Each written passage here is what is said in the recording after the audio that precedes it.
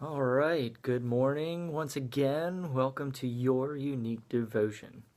Um, Today I'm going to read part two because I broke it up a little bit from the title, The New Birth. This is John chapter 3, verses 9 through 17. So, if you've got your listening ears on, I'm just going to hop right in. Nicodemus answered and said to him, "How can these things be?" Jesus answered and said to him, "Are you the teacher of Israel and do not know these things? Most assuredly, I say to you, we speak what we know and testify what we have seen, and you do not receive our witness. If I have told you earthly things and you do not believe, how will you believe if I tell you heavenly things? No one has ascended to heaven but he who came down from heaven, that is, the Son of Man, who is in heaven. And as Moses lifted up the serpent in the wilderness, even so must the Son of Man be lifted up, that whoever believes in him should not perish but have eternal life. For God so loved the world that he gave his only begotten Son, that whoever believes in him should not perish but have everlasting life. For God did not send his Son into the world to condemn it, but the world through him might be saved. So, let's just hop right into sharing time with the question. There's two, actually. Do you believe that God has done for what God has done for you in your life? Like, can you see it? Do you believe it? Can you imagine what he can do for you in the future and right now? It says up here, verse 12, if I have told you earthly things and you do not believe.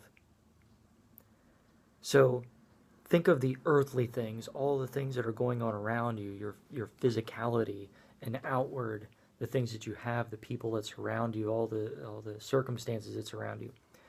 Do you believe that God has done this for you in your life?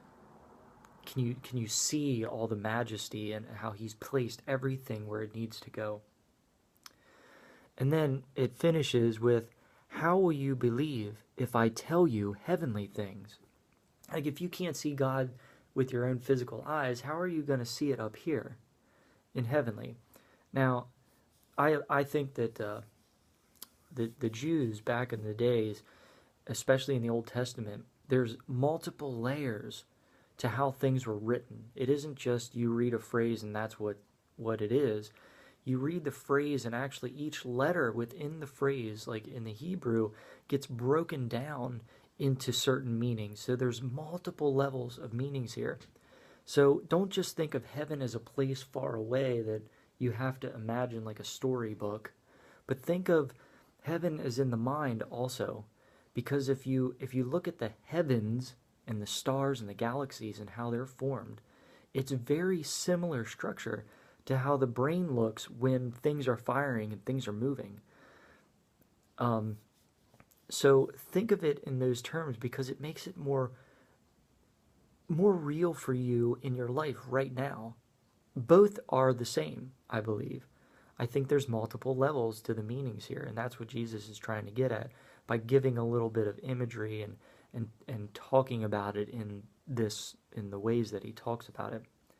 So can you imagine then what he can do for you in the future, but even more so right now in here? So on that's what I'm going to kind of work on today. I'm going to look around my life as I go through the day and see where God is in my life right now. And then also imagine, where's he going in my life in the future? And what can I imagine that he is doing for me right now that I don't see? So I hope that God gives you all the blessings you deserve today. And even more so, all the blessings you don't deserve. Enjoy racking your brain thinking about that. I know you're going to have fun. Have a wonderful day.